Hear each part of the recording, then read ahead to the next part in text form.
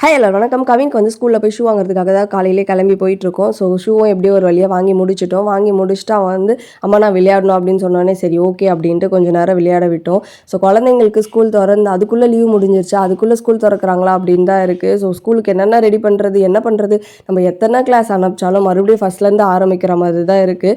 So அதனால் யோசிச்சு எல்லாமே ரெடி பண்ணி வச்சாச்சு. ஸோ அப்படியே நானும் என் ஹஸ்பண்டும் கொஞ்சம் நேரம் அப்படியே உட்காந்து பேசிகிட்டே இருந்தோம். ஸோ கவினும் வந்து ஜாலியாக கொஞ்சம் நேரம் விளையாடிட்டு அப்படியே நாங்களும் வீட்டுக்கு கிளம்பிட்டோம். ஸோ குழந்தைங்க வந்து எப்போவுமே மோஸ்ட் ஆஃப் த திங் நம்மக்கிட்ட இருந்து தான் கற்றுக்குறாங்க. ஸோ நம்ம கொடுக்குற கான்ஃபிடென்ஸ் தான் அவங்கள எதுவாக இருந்தாலும் ஃபேஸ் பண்ண வைக்கும் அப்படின்னு நான் நினைக்கிறேன். ஸோ அது சின்ன விஷயமா இருந்தாலும் சரி, பெரிய விஷயமா இருந்தாலும் சரி.